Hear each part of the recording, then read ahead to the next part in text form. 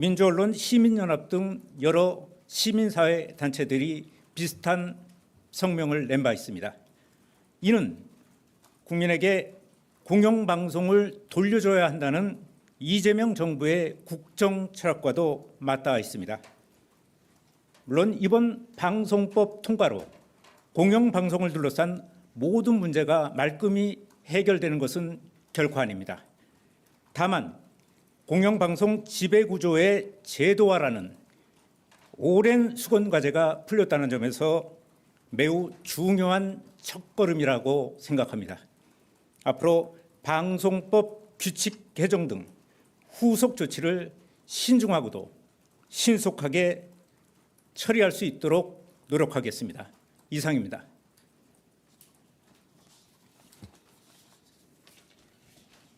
네.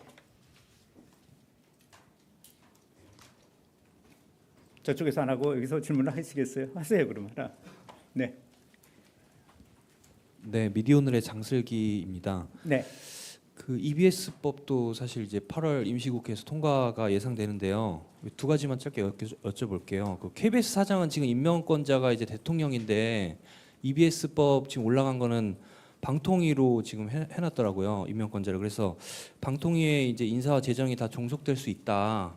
그리고 지금 방통위 개편안이 논의되고 있는데 사실 그럼 EBS 입장에서는 사장의 임명 기간이 어떻게 될지도 모르는 상황에서 적어도 방통위 설치법 개정 이후에 좀 이 법에 대해서는 논의를 해야 되는 거 아니냐 이런 게 하나 있고, 두 번째는 이제 교육부 관련된 건데 교육부에서도 이사 추천을 하더라고요.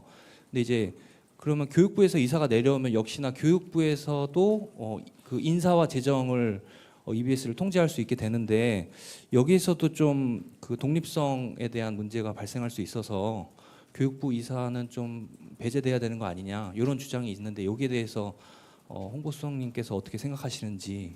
네, 기본적으로 저 방송법 개정에 이재명 대통령의 기본적인 어떤 철학이 계십니다. 그거는 이제 국회의 입장을 존중해서 그리고 그 입장을 내시고 입장을 밝히도 해야 된다라는 어떤 그런 내용을 갖고 있어서요.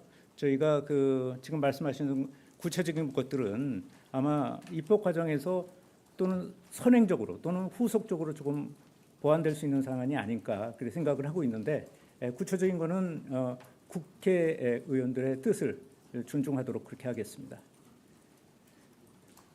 네. 네, 수석님, 채널A 홍지은입니다. 좀 다른 건 질문드리고자 하는데 지금 문재인 전 대통령까지 이제 조국 전 대표의 사면을 좀 공식적으로 요청을 하고 있는데 좀 대통령실은 어떤 방향으로 검토 중일지 궁금합니다. 당장 내일이 이제 사면심사위원회고 이제 머지 않는 것 같아가지고요. 이제 오늘 저 브리핑 내용하고는 무관한 내용이라서 죄송하지만 다음에 의견을 밝히겠습니다. 네. 예, 또 없으시면은 이도록. 아, 그래요? 네네. 네. 또 질문 있으시면 얘기하시죠. 조금 간담회가 후속 간담회가 좀 늦어질 것 같습니다. 네.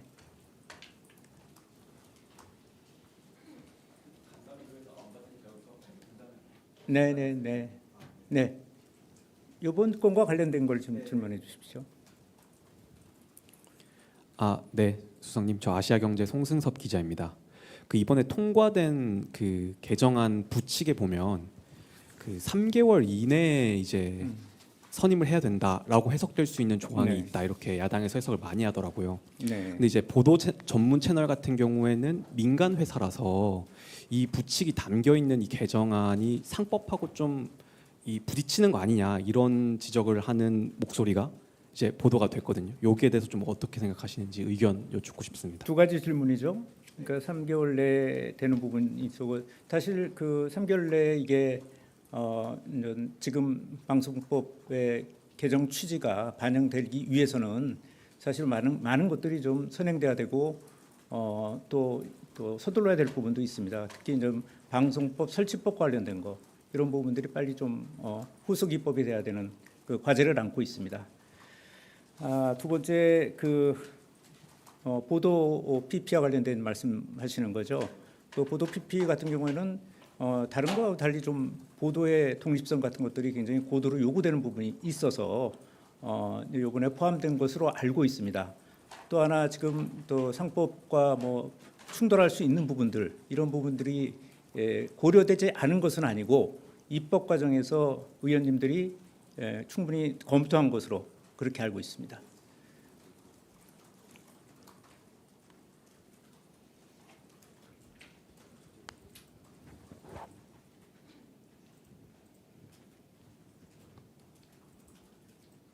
네, 하시죠. 네, 수석님, 어메이스 이경태 기자입니다.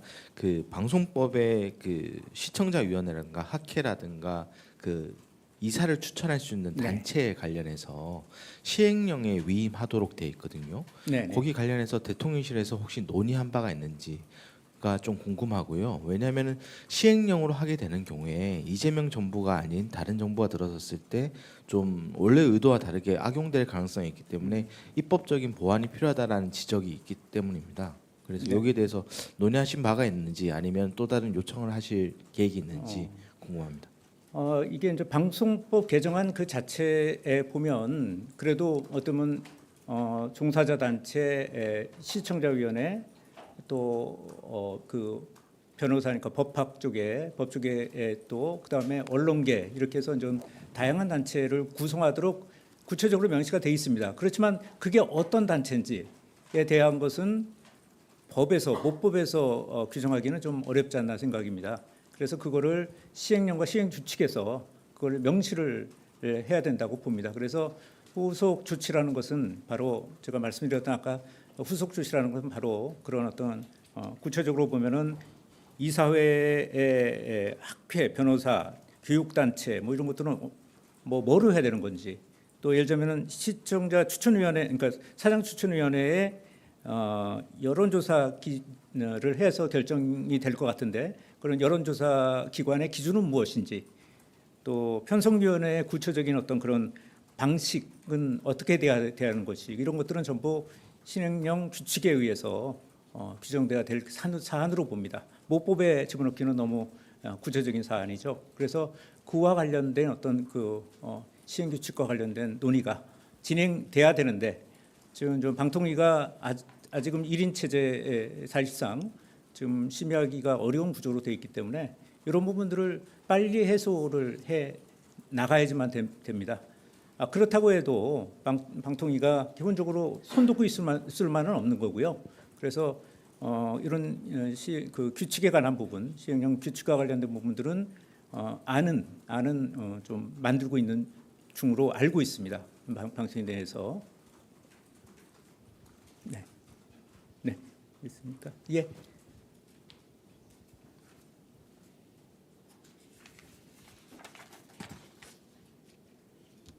자, 됐죠? 예, 오늘 그럼 여기서 마치기로 하고 여러분들 뭐 날씨도 굿인데 건강 조심하시고 수요 간담회, 목요 간담회가 아니고 수요 간담회를